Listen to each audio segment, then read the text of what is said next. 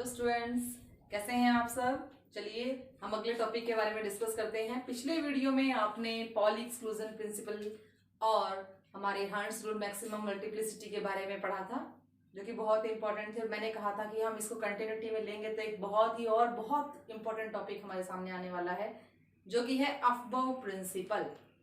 Aufbau principal, ये Aufbau principal हमें किसी एलिमेंट की इलेक्ट्रॉनिक कॉन्फ़िगरेशन लिखने के बारे में बताता है। हम इस रिगार्डिंग इसको बहुत ही इंपॉर्टेंट टॉपिक मानते हैं, क्योंकि किसी एलिमेंट की इलेक्ट्रॉनिक कॉन्फ़िगरेशन हमारे लिए जितनी ही ज़्यादा इंपॉर्टेंट है जितना हमने किसी एटम के स्ट्रक्चर को पढ़ा। अगर हम एटम के स्ट्रक्चर के अंदर इलेक्ट्रॉन का डिस्ट्रीब्यूशन अगर अच्छे से कर पा रहे हैं, तो उस इलेक्ट्रॉन की डिस्ट्रीब्यूशन की पूरी नॉलेज भी हमें होनी चाहिए कि किस ऑर्बिटल में कितने इलेक्ट्रॉन जा रहे हैं। उसका पूरा इलेक्ट्रॉनिक डिस्ट्रीब्यूशन हमारे सामने होना चाहिए। तो उसके लिए ये प्रिंसिपल हमारी बहुत हेल्प करता है। चलिए देखते हैं ये प्रिंसिपल क्या कह रहा है। In the ground state of the atom the orbitals are filled in order to their increasing energy. पहली बात, आप इन सबसे फैमिलियर हैं, आप 1s से फैमिलियर हैं, आप 2s से फैमिलियर हैं, आप 2p से फैमिलियर हैं। इससे पहले कि मैं यहाँ पर इनके बारे में डिस्कस करूँ, एक जो बहुत ही जनरल सी बात आपको बताऊंगी कि s के अंदर मैक्सिमम नंबर ऑफ इलेक्ट्रॉन की बात होगी अगर हमारे सामने, कि किसी भी ऑर्बिटल में मैक्सिमम नंबर ऑफ इलेक्ट्रॉन्स कितने हैं, तो बेटा s के लिए हमने हमेशा 2 लिखा, p के लिए हमने हमेशा 6 लिखा, d के लिए हमने 10 लिखा और f के लिए हमने 14 लिखा। ये मैक्सिमम नंबर ऑफ इलेक्ट्रॉन हैं जो किसी भी ऑर्बिटल के अंदर प्रेजेंट होने चाहिए। ठीक है, ये कब होते हैं? जब हमारा ऑर्बिटल कैसा रहता है? फुलफिल्ड। ये एक बहुत जरूरी बात हमारे सामने आ रही है कि फुलफिल्ड, जब हमारा इलेक्ट्रॉन या हमारा ऑर्बिटल फुलफिल्ड रहता है, तब हमारे पास किसी भी एटम की सबसे ज्यादा क्या होती है? स्टेबिलिटी। ठीक है, अगर हमारे पास हमारे ऑर्बिटल फुलफिल्ड इलेक्ट्रॉन्स के साथ है, these are the maximum, fulfilled का मतलब मैक्सिमम इलेक्ट्रॉन्स के साथ है, तो हमारा एटम उस वक्त क्या रहता है? स्टेबल। और हमारे एटम की उस वक्त एनर्जी क्या हो जाएगी? डिक्रीज। ये 2-3 बातें वैसे बार बार हमारे सामने आगे भी आएंगी, लेकिन अभी फिलहाल इसको शुरू करने से पहले मैं ये बताना ज्यादा बेटर समझती थी। अच्छा, एक और बात, एस हमेशा स्टार्ट होगा 1 से, यानी जहां पर 1 होगा वहां से एस शुरू होगा। P हमेशा शुरू होगा 2 से, D हमेशा शुरू होगा 3 से और F हमेशा शुरू होते हैं 4 से। ये क्या है, क्या बोल रही हूं मैं, ये हम इस स्ट्रक्चर में देखेंगे। मैंने इन ऑर्बिटल्स को, जो कि हमने पढ़े हैं 1s 2s p d f, हमने ये ऑर्बिटल्स पढ़ लिए। इन ऑर्बिटल्स को मैंने इस तरीके से लिखा। आप ये जो देख रहे हैं 1s 2s 2p 3s 3p 3d 4s 4p 4d 5f 5s 4f 5s 5p 5d 5f 6s 6p 6d 7s 7p। ये इस तरीके से लिखने के बाद हम इसको इस तरीके से अरेंज करें कि ये increasing order of their energies पे डिपेंड करते हो। इनकी एनर्जी टॉप टू बॉटम यानी कि इस तरफ क्या हो रही है? बढ़ रही है। सबसे कम एनर्जी 1s की है, सबसे ज्यादा एनर्जी 7p की है, तो एनर्जी बढ़ रही है। इलेक्ट्रॉन हमें इनमें डालने हैं क्योंकि ये क्या है? ऑर्बिटल। ये हमारी हेल्प करेंगे इलेक्ट्रॉनिक कॉन्फ़िगरेशन लिखने में। किस अकॉर्डिंग चल रहा है? ये n+l रूल के अकॉर्डिंग चल रहा है, राइट? ये n+l रूल के अकॉर्डिंग अपना काम कर रहे हैं। मैं आपको बता दूं सबसे पहले यहाँ पर होंगे कैसे। देखिए, मैंने लिखा था कि s की शुरुआत 1 से होगी, तो 1 यहां शुरू हो गया s के लिए, 1 फिर 2 फिर 3 फिर 4 फिर 5 फिर 6 फिर 7। ठीक है, तो 7, ये जो 7 नंबर है ये n है, ये n है। और n कौन थे? Principal quantum number. हम इनको और भी क्या बोल रहे हैं? ये हमारे पीरियोडिक टेबल में कौन है? पीरियड्स। ये हमारे पीरियोडिक टेबल में कौन है? पीरियड्स, यानी कि ये 7 प्रिंसिपल क्वांटम नंबर को रिप्रेजेंट कर रहे हैं। अच्छा, फिर मैंने कहा P की शुरुआत 2 से हो रही है। देखिए 1p नहीं है हमारे पास, 2 से शुरू हो रहा है P, 2p 3p 4p 5p 6p 7p। ठीक है, तो P की शुरुआत 2 से हो रही है क्योंकि 1 पहले पहले वाली शेल में या फिर पहले वाले पीरियड में हमें 1p नहीं मिल रहा, इसके पीछे भी कारण है। डी की शुरुआत 3 से हो रही है। देखिए इधर डी के लिए ना 1d है ना 2d है, 3d है। 3d 4d 5d 6d, ठीक है। ऐसे ही एफ की शुरुआत 4 से हो रही है। देखिए ना तो 1f है ना 2f है ना 3f है, सिर्फ 4f और 5f है। इसके बाद एनर्जी ज्यादा बढ़ जाती है और यहां से जब हम नीचे की तरफ आते हैं तो एनर्जी इंक्रीजिंग ऑर्डर में रहती है। इनको हम अगर ध्यान से देखें तो इस सिरे को और इस सिरे को अगर हम पकड़ कर खींचें तो ये हमारे कुछ बीड्स बन जाते हैं। देखिएगा पहले कौन आता है, कौन किसके बाद स्टैंड करता है। ये सारे आपस में क्या बन जाएंगे, मोती जैसे, जैसे किसी माला में मोती होते हैं, बिल्कुल ऐसे स्टैंड करेंगे ये हमारे सामने। सबसे पहले आएगा 1s, हम ऐसे चल रहे हैं, फिर आएगा 2s, हम ऐसे चले, फिर 2p 3s, फिर हम ऐसे चले 3p 4s, फिर 3d। देखिए 3p के बाद 4s आया, ना कि 3d। 3p 4s फिर 3d, क्योंकि इसकी एनर्जी इससे क्या है, ज्यादा, इंक्रीजिंग ऑर्डर एनर्जी हो गया।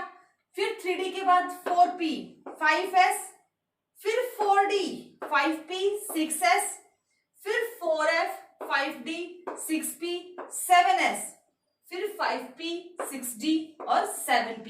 सबसे लास्ट में कौन आ रहा है, 7p।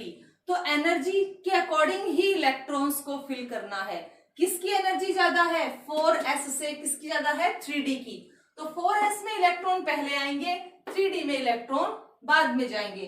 अब इनको एक बार हम सिस्टमैटिक लिख लेते हैं ताकि हमारे सामने ये कंफ्यूजन ना रहे कि हम क्या लिख रहे हैं और कैसे इसमें इलेक्ट्रॉन्स हम भरेंगे।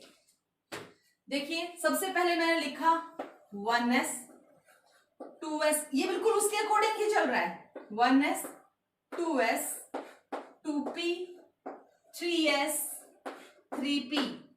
फिर देखिए 4s, क्योंकि मैंने अभी आपको बताया था कि 4s के बाद 3d का नंबर आता है। 3d के बाद कौन आएगा, 4p के बाद कौन आएगा, 5s के बाद कौन आएगा, 4d के बाद कौन आया, 5p, फिर कौन आया, 6s, फिर हम इधर गए, फिर कौन आया, 4f, फिर कौन आया, 5d, फिर 6p, फिर 7s के बाद क्या आएगा, 5f 6d, and at the last we got 7p. These are the orbitals which along which we fill the electrons in any atom or any element. इन्हीं का सीक्वेंस लेते हुए हम इलेक्ट्रॉन्स भरेंगे। अब मैं आपको ये बताऊंगी कि अगर इसी सीक्वेंस को हम याद रखते हैं तो हम इलेक्ट्रॉन्स कहां से कहां तक भर सकते हैं और ये कन्फिग्रेशन कैसे लिखी जाती है। इस सीक्वेंस को ही आप याद रखेंगे, ये इंक्रीजिंग ऑर्डर ऑफ एनर्जी के अकॉर्डिंग है और इस सीक्वेंस से ही हम आगे क्या करेंगे, इलेक्ट्रॉनिक कन्फिग्रेशन फिल करेंगे। चलिए अबव प्रिंसिपल के बाद अब हम देखते हैं इलेक्ट्रॉनिक कन्फिग्रेशन कैसे लिखी जाएंगी। बहुत ही ध्यान से, बहुत आराम से समझना है, अबव प्रिंसिपल को दिमाग में रखते हुए ये करना है। आप यहाँ पर थोड़ा सा देख सकते हैं, मैंने छोटे सी जगह पर ये बनाकर भी दिखा दिया कि अबव प्रिंसिपल हमें कैसे इलेक्ट्रॉन फिल करने में हेल्प करता है।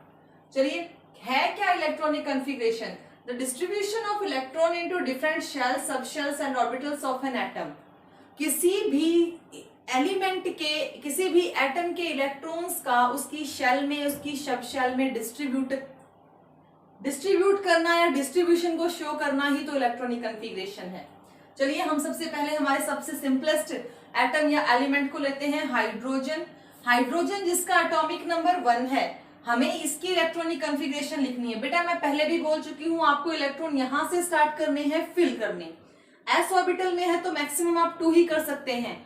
जैसे जैसे हम आगे बढ़ते जाएंगे इलेक्ट्रॉन हमारे पास आते जाएंगे, हम इनको एनर्जी के अकॉर्डिंग फिल करते चलेंगे। मैंने आपको अभी लिखकर अबव प्रिंसिपल में लिखकर भी दिखाया था कि कैसे हम आगे आगे ऑर्बिटल्स में भरते चलेंगे। चलिए 1s की बात करते हैं। हाइड्रोजन का जेड हमारे पास 1 है, 1s। देखिए मैंने पहले वाला यहां से उठाया ऑर्बिटल, कितने इलेक्ट्रॉन होंगे, 1, तो इसकी इलेक्ट्रॉनिक कन्फिग्रेशन कितनी होगी, 1s1, ठीक है। फिर आते हैं बेटा हमारे पास लिथियम है, लिथियम का एटॉमिक नंबर है 3। रिमेंबर दैट लिथियम का एटॉमिक नंबर है 3। मैंने आपको कहा था कि अगर जैसे ही मैक्सिमम इलेक्ट्रॉन 1s में 2 मैक्सिमम इलेक्ट्रॉन आ चुके हैं, बाकी बचे हुए इलेक्ट्रॉन अब नेक्स्ट एनर्जी वाले शेल में जाएंगे, दैट इज 2s1।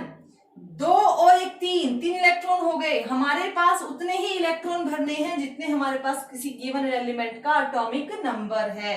हमारे पास 1s2 2s1 आया, राइट। यहां से बहुत सारी बातें हमें समझ में आती हैं कि इस एलिमेंट का लास्ट सबशेल कौन है, s।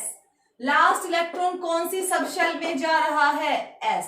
ये याद रखिएगा, समझ में रखिएगा, क्योंकि आगे जब आप और भी इनऑर्गेनिक केमिस्ट्री के चैप्टर्स करेंगे वहां पर ये हमारी बहुत हेल्प करने वाले हैं।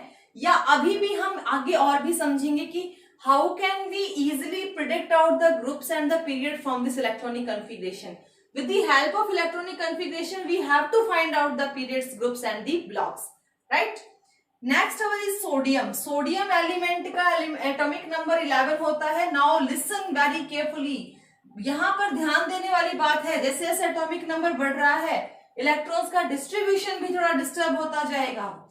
1s2 2s2 कितने हो गए, 4 हो गए। 2s2 के बाद किसकी बारी आती है, 2p की। 2p कितने इलेक्ट्रॉन भर सकते हैं हम p में भर सकते हैं हम maximum 6 electron. 1s2 2s2 2p 6। Total electron कितने हो गए, 10। बचा एक इलेक्ट्रॉन। 2p के बाद किसकी बारी आती है, 3s की। जो एक इलेक्ट्रॉन बचा वही यहाँ पर क्या आएगा, इस ऑर्बिटल में भरा जाएगा, 3s1। ऐसे बहुत सारे एग्जाम्पल हैं। हम सबसे पहला एग्जाम्पल लेते हैं स्कैंडियम। स्कैंडियम एटॉमिक नंबर होता है 21। एक बार देखते हैं इसके बारे में। जैसे जैसे हमारे एटॉमिक नंबर बढ़ते जाएंगे हमारे सामने थोड़ी दिक्कतें आती जाएंगी। फिर भी जैसे यहां तक हमने किया है वैसे ही सक्सेसफुली हम इनको भी कर लेंगे, कोई दिक्कत वाली बात नहीं है। यहाँ थोड़ा सा चेंज आएगा, वो चेंज हमारे लिए देखने वाली बात होगी। 1s2 2s2 2p6 3s2 3p6 4s2। यहां तक हम पहुंच गए। देखिए मैंने कोई यहां से ये कोई जादू से लाइन नहीं इकट्ठी की है, ये यहीं से है। मैंने आपको बताया था कि इस प्रकार से हम जो है इनको ऐसे अरेंज करते हुए चलते हैं। इसका सिरा इससे जोड़कर चलिए और ये अफबो प्रिंसिपल है हमारा, ठीक है। अफबो प्रिंसिपल के अकॉर्डिंग हमें मैक्सिमम इलेक्ट्रॉन्स भरने हैं।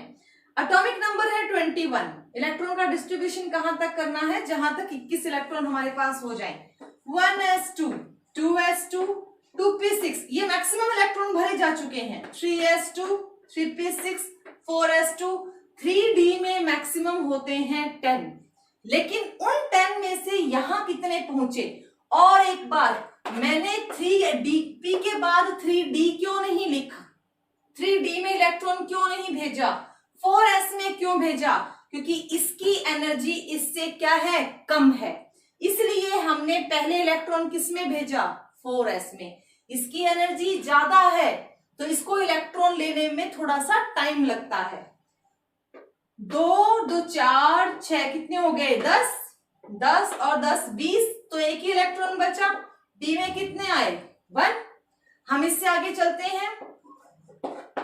टाइटेनियम आता है, जेड हमारे पास 22 होता है। अब क्या करना है, फिर एटॉमिक नंबर 21 तुम्हारे सामने है, एटॉमिक नंबर 22 तुम्हारे सामने आ गया। एक और बहुत अच्छी बात आप लोगों के सामने, जब हम यहां पर बात करते हैं, मैंने आपको लिखा है यहां पर एक मैंने बना रखा है, देखिए ये रेड कलर के चौक से, इस बॉक्स में 2p 3p 4p 5p 6p 7p, मतलब मैंने आपको अभी आपको प्रिंसिपल में बताया भी था। यहां पर तो नियॉन गैस कंप्लीट हो जाती है, यहां पर आर्गन गैस कंप्लीट हो जाती है, जिसका एटॉमिक नंबर 18 जिसका एटॉमिक नंबर 10 होता है। तो हम अपनी कॉन्फ़िगरेशन को छोटा कर सकते हैं। मैं इस कॉन्फ़िगरेशन को रीराइट कर सकती हूं, देखिए कैसे। यहां तक एटॉमिक नंबर बनते हैं बेटा 18, है ना, एटॉमिक नंबर 18 बन गया। 3p अगर कंप्लीटली इलेक्ट्रॉन लिए हुए है तो ये मेरे सामने किस एलिमेंट को रिप्रेजेंट कर रहा है? ये मेरे सामने रिप्रेजेंट कर रहा है आर्गन को। तो मैं इस इलेक्ट्रॉनिक कॉन्फ़िगरेशन को शॉर्ट कर सकती हूं। मैं इसको ऐसे लिख सकती हूं, आर्गन, क्योंकि इतना हिस्सा आर्गन को रिप्रेजेंट कर रहा है तो मैंने आर्गन एलिमेंट लिखा। अब बची हुई यहां पर मैं लिखकर इस कॉन्फ़िगरेशन को छोटा कर सकती हूँ। ये आप किसी भी कॉन्फ़िगरेशन में किसी भी एलिमेंट के साथ कर सकते हैं। देखिए, एक इलेक्ट्रॉन के साथ हाइड्रोजन होता है एटॉमिक नंबर 2 पे, एक इलेक्ट्रॉन के साथ हाइड्रोजन है एटॉमिक नंबर 2 पे कौन होता है? हीलियम होती है। हीलियम एक नोबल गैस है, तो 1s2 जहां पर आए आप वहां पर शॉर्ट कर सकते हो हीलियम लिखकर, लेकिन इतने छोटे को भी क्या शॉर्ट करना। लेकिन जैसे ही हीलियम के बाद नियॉन की बारी आती है, नियॉन का एटॉमिक नंबर 10 होता है, तो आप 10 करके छोटा कर सकते हो। जैसे इस कॉन्फ़िगरेशन को देखिएगा, यहां तक आपको जो कॉन्फ़िगरेशन मिली ये नियॉन गैस की है, तो मैं इसको ऐसे लिख सकती हूँ, नियॉन 3s1। मैंने इसको छोटा कर दिया। नोबल गैसेस की कॉन्फ़िगरेशन स्टेबल होती है, फुलफिल्ड होती है। थोड़ी देर पहले बताया भी था मैंने आपको कि फुलफिल्ड कॉन्फ़िगरेशन स्टेबल होती है और उसकी एनर्जी कम होती है, तो आप फुलफिल्ड कॉन्फ़िगरेशन लिख सकते हैं। इधर आते हैं, एटॉमिक नंबर 22 है। अगर मैं इतना लंबा चौड़ा नहीं लिखना चाहती हूं तो मैं शॉर्ट करके लिख सकती हूँ, आर्गन 4s2 3d2, है ना। जैसे जैसे एटॉमिक नंबर बढ़ते जाएंगे वैसे वैसे कॉन्फ़िगरेशन में इलेक्ट्रॉन ऐड करते जाएंगे। अब ये कॉन्फ़िगरेशन मेरी सिमिलर पैटर्न में कहां तक चलेगी? जब तक इस डी में कितने इलेक्ट्रॉन ना आ जाए, 10 इलेक्ट्रॉन ना आ जाए। बात समझ में आ रही है? लेकिन इसी सीक्वेंस में देखिए, थोड़ा सा यहाँ पर एक्सेप्शंस हैं। इसी सीक्वेंस में थोड़े से एक्सेप्शंस हैं और ये एक्सेप्शंस यहाँ पर समझने बहुत ज्यादा जरूरी हैं।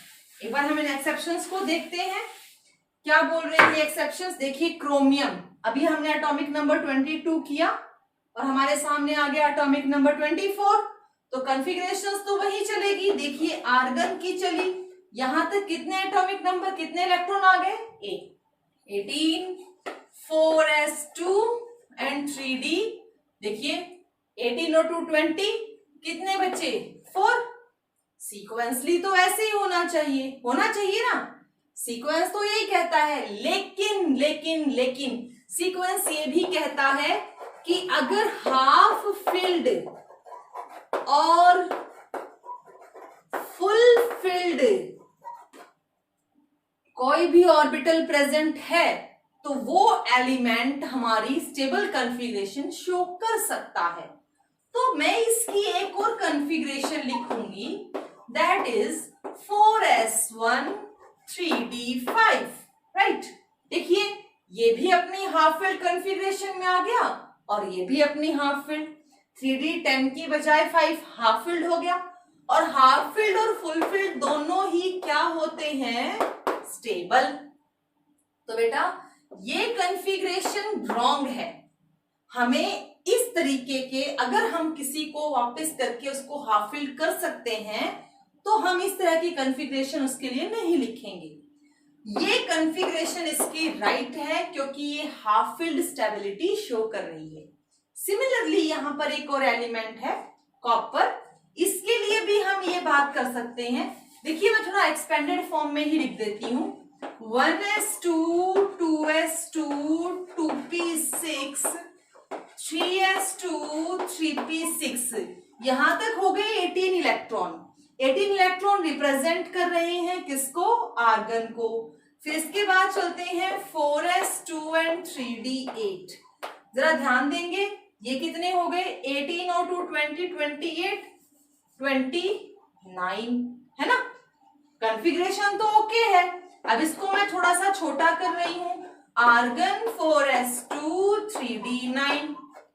लेकिन बेटा, अगर इसको मैं फुलफिल कर दूं, ये अगर अपना इलेक्ट्रॉन इसको दे दे और ये हाफ फिल्ड हो जाए और ये फुलफिल्ड हो जाए तो स्टेबिलिटी नहीं बढ़ जाएगी? बढ़ जाएगी ना स्टेबिलिटी इसकी।